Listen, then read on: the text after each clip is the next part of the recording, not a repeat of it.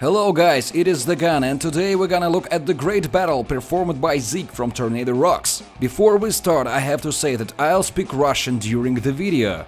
But of course I added subtitles, so make sure you turn them on. Итак, перед тем, как посмотреть отличный бой Зика на Кромвеле, давайте вспомним, что это за танк такой и на что он вообще способен.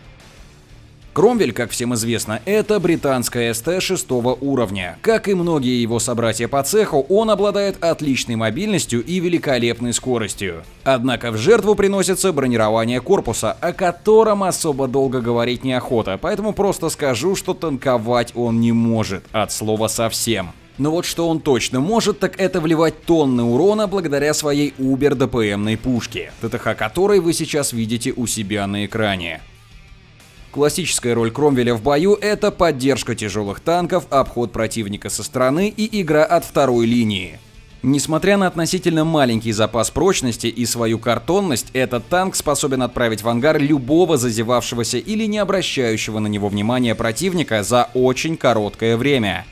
Ну а теперь давайте перейдем непосредственно к самому бою. Закатное солнце Фьорд тепло приветствует нашего Зика, который, к слову, катает сегодня вместе со своими комрадами во взводе. Причина, по которой они решили выйти в бой в составе 2 танков 8 уровня и 1 6, лично мне не ясна. Однако, как вы видите, боекомплект у нашего бойца наполовину состоит из подкалиберных снарядов, которых должно вполне хватить для убиения особо бронированных целей даже 9 уровня. Разумеется, только в борт и в корму. Уровень боя, в который попал наш Кромвель, 8, а значит, ни бронированных Е-75, ни разящих Т-54 тут нет.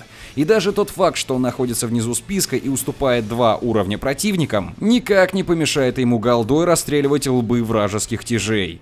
С самого начала боя он решает поехать в центр и там спрятаться за огромным валуном, прикрывшись кустами. Абсолютно правильный выбор, ибо за счет своей скорости и хорошего респауна он достигнет ключевой точки первым, что в свою очередь позволит ему подсветить разъезд врага и подстрелить особо рвущихся в карман СТ или ЛТ, ежели таковые будут.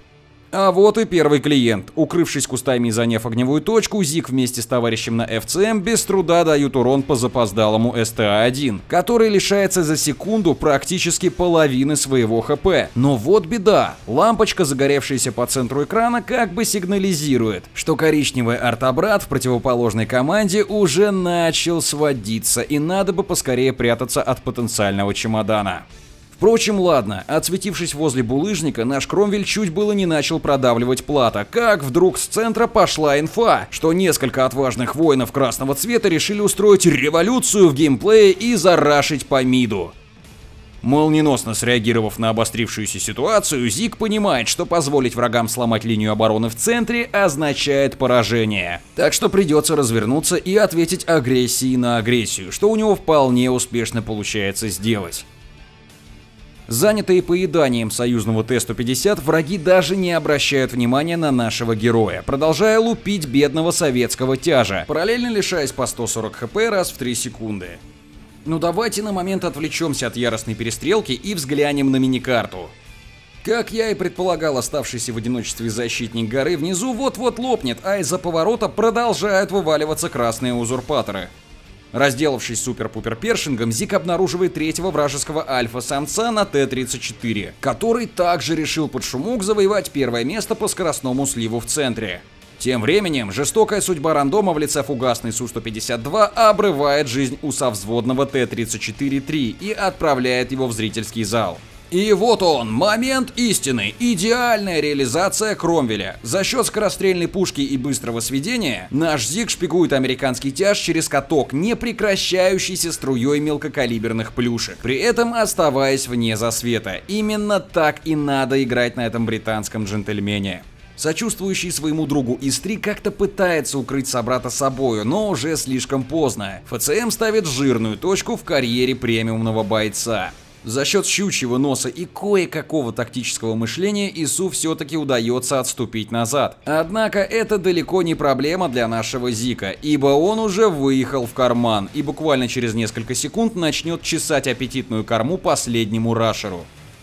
Но не тут-то было. Противники таки задавили нижний фланг и вовсю рвутся на союзную базу, параллельно раскидывая больнючие болванки всем зеленым выжившим. И если взглянуть на список команды, то можно увидеть, что таковых осталось крайне мало. В своем порыве страсти и безумия союзные СТ смогли проломить верхушку карты, однако стоило им это огромных потерь, и теперь потрепанные боем остатки ищут в глубинах вражеского тыла единственную арту, в то время как на центре полным ходом идут съемки новой части неудержимых. В главной роли по-прежнему Зиг на своем Кромвеле, успевший за это время изрядно вымотать бесчисленное полчище красных своими царапающими выстрелами. Но время-то идет, а союзники продолжают растворяться.